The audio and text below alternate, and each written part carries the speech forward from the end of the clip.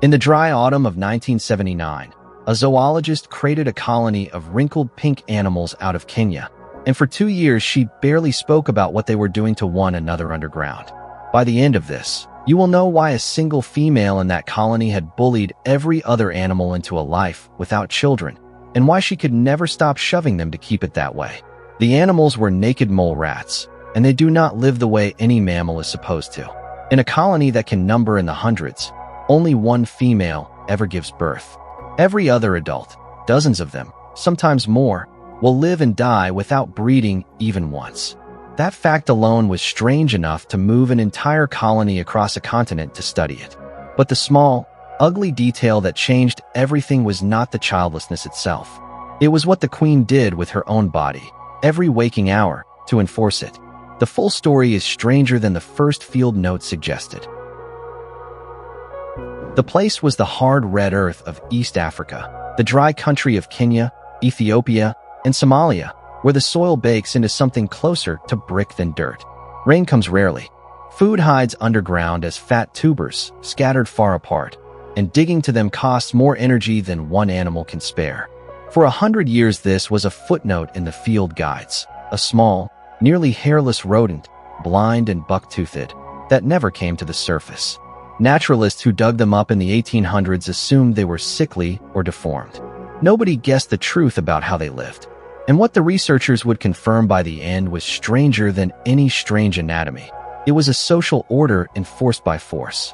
Underground, they had built something no mammal was thought capable of, a colony run like a termite mound, with a single mother and a standing army of workers. The tunnels ran for miles. The animals inside them almost never saw light, and they had solved the problem of the desert not by escaping it, but by pooling hundreds of bodies into one cooperative machine. To understand it, someone first had to get a whole colony out of the ground intact.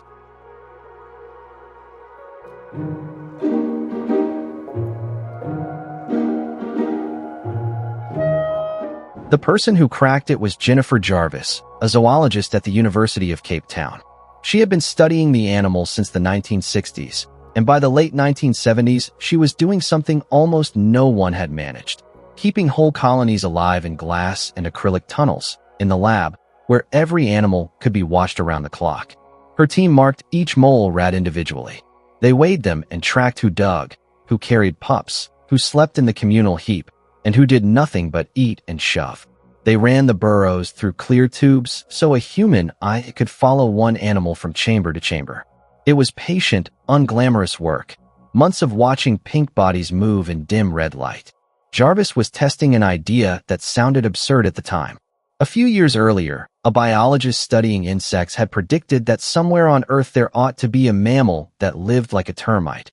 One breeder, many sterile helpers, all in an underground fortress. He had described the animal before anyone had found it. Jarvis suspected the naked mole rat was exactly that impossible creature. To prove it, she had to answer one question first. Why did the others never breed? The colony was about to show her, in a way no one expected. A naked mole rat queen shoves every worker she passes in the tunnel, and none of them fight back. Jarvis watched her do it hundreds of times a day in the lab. The queen was the largest female in the colony, and she crawled the tunnels nose to tail, bracing her feet and driving her face into every animal she met, shoving it backward down the tube. At first, the team recorded it as plain aggression, but it was not random. She shoved hardest at the biggest, best-fed females, the ones most able to breed, and the message was blunt. You are not in charge, and you will not have young. In a colony of dozens, only one female was ever pregnant.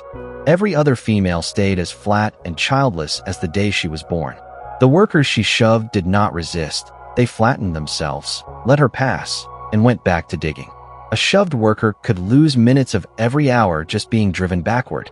Something about being shoved, hour after hour, was changing them from the inside, in a way no one had documented in a mammal. But suspecting that and proving it were two different things, and to prove it, the team would have to push both their methods and the colony itself close to a breaking point. The obstacle was time, and biology that refused to hurry. To prove the queen's shoving suppressed breeding, the team needed to see what happened when the shoving stopped. That meant removing workers from the colony and watching whether they became fertile on their own. But a naked mole rat does nothing quickly. A queen can live more than 30 years, longer than almost any rodent on Earth, and the workers can live for decades too. An experiment measured in months might catch nothing at all. Worse, the colonies were fragile in captivity. Take too many animals out, and the whole social order could collapse. The survivors would turn on one another. There were bad stretches. Colonies fell sick. Temperature swings in the lab, which the animals cannot regulate the way other mammals do, threatened to kill an entire group overnight. And there was the doubt every field scientist knows. The fear that the shoving was just squabbling, that the childlessness had a dull genetic cause, and that 2 years of watching pink animals in the dark would prove nothing. Jarvis kept at it. She isolated workers. She separated females from the queen's reach entirely and waited to see whether their bodies would do the one thing the queen had spent her whole life preventing. The waiting was the hard part. And then, in the isolated animals, something began to change.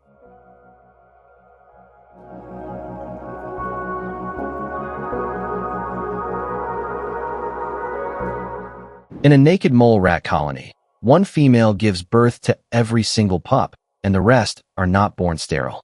When Jarvis pulled workers away from the queen and out of reach of her shoving, their bodies did something quiet and stunning. Within weeks, females that had never bred in their lives began to come into season. Their reproductive systems, switched off for years, simply switched back on. The childlessness had never been in their genes. It was the shoving. The queen's constant physical bullying floods a worker with stress that shuts her fertility down, and the moment the shoving stops, the body recovers. This is why the queen never rests. If she eased off, if she stopped patrolling and shoving even for a stretch, the largest workers would begin to recover and challenge her.